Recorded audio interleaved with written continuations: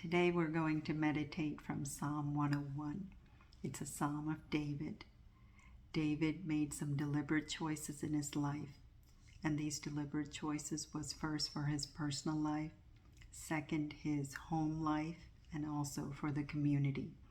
What were these choices? It was a commitment to holiness, to rule righteously, and he had zero tolerance for deceit and wickedness. David was anointed 3 times. You will say, how?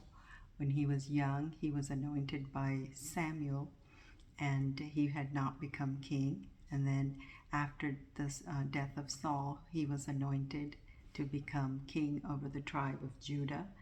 And 7 years later, he became king over the tribes of Israel. So he had a long time to reflect on how he should reign in his kingdom. He loved God so much that he was called a man after God's own heart. The intimacy he developed with God was due to his obedience. And it says in verse 1 in Psalm 101, I will sing of your love and justice. To you, O Lord, I will sing praise. Love, justice, mercy originates from God, not man. God is the one. He is the author of love. He is the author of justice and mercy. Man's ways of thinking are mostly deficient and incomplete. And then it says, I will be careful to lead a blameless life. When will you come to me? So these are vows he made to have a blameless life. Can we say that about us? And he says, when will you come to me? David related his intimacy with God as being obedient to him. If you love me, you will keep my commandments. You show your love and affection to him in the matter of obedience. God responds to obedience. David said, I will be careful to lead a blameless life. When will you come to me? I will conduct my affairs of my house with a blameless heart. He connected God's presence with obedience. What he did was he got his life in order. He aligned himself with the character of God. And the choice that he made, he said, I will behave wisely, was his motto. I will behave wisely when I'm in good situation, when I'm in bad or stressful, difficult situation, I will behave wisely. That should be our motto as well. I will behave wisely everywhere, anywhere, with whomever I'm with. Can that be your motto? I will be blameless before my God. There was no duplicity with him. He said, I will conduct the affairs of my house with a blameless heart. His private life, his public life, all was the same. He didn't have to act out, be one person in one life and the other one in another one. What you are at home is what you will be indeed. What you are at home, or who you are at home, is who you are indeed. And he said, I will not look with approval on anything that is vile. So with his eyes, he made a covenant that he will not look at anything that is vile. And he says in verse 3, I hate what the faithless people do. Who are these faithless people? These are the people who lack trust, reliance, or belief in God. He said, I hate what faithless people do. I will not be part of that.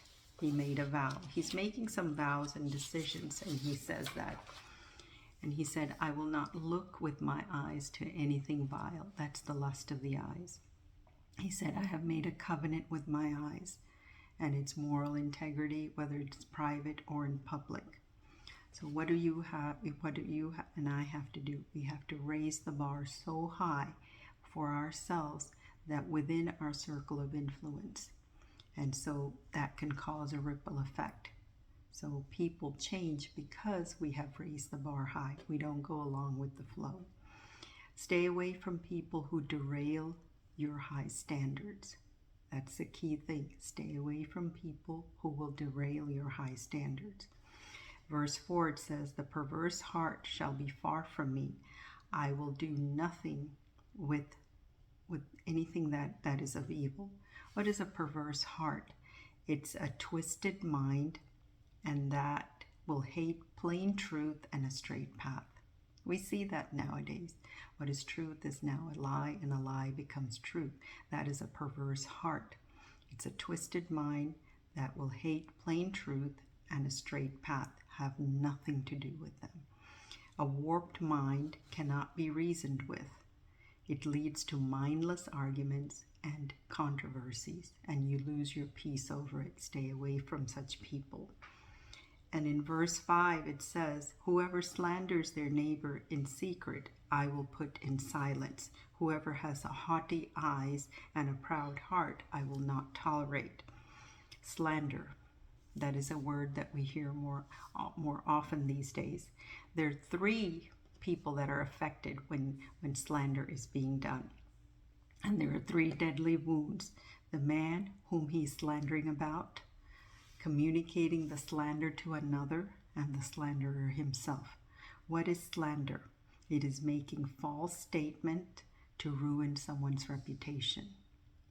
Don't do that. Don't do that, because it's a deadly wound. And whoever slanders their neighbor in secret, I will put to silence. Whoever has a haughty eye. What is a haughty eye? That's an elevation of self, that you are better than everyone else. And it's a contempt for others. And a proud heart. That's someone who is self-exalting and self-relying on themselves. David committed himself to righteousness in leadership.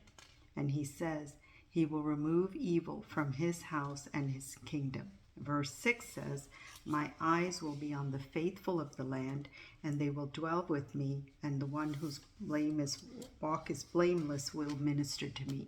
So what's he trying to say? He says, every person should build up his kingdom, not someone who tears it down. No one who practices deceit will dwell in my house. No one who speaks falsely will stand in my presence. Every morning I will put to silence all the wicked in the land. I will cut off every evil doer from the city of the Lord. David has a very high standard, and he's saying that he's looking for people who will build up his kingdom, not tear it down. You and I have a grave responsibility that we do not build up what God has put up for us to follow. Do not tear down. Do not seek a path that is offensive to him and that is hurtful to him, because that will only cause damage to your life and to the ones around. Where do you and I stand in our life? Is it transparent in our private or public? Our final accounting is with God and his word, no one else. And that's why that's the standard that you assess yourself. The word of God is a mirror. You look into it and you read it and you get correction from it. There should be no duplicity in our life. Refuse to entertain anything vile. Follow through with the covenant that you have made with the Lord. It's a covenant relationship that you belong to him and he belongs to you. Be blameless, be obedient, be a person of moral integrity, build up and not tear down. David made that big decision in his life, and his reign and his kingdom was honored and blessed of God. We make mistakes, but the Lord is there to forgive us and to lead us in the way everlasting. Psalm 101, I pray that it was a blessing as it was a blessing to me. May the Lord bless you.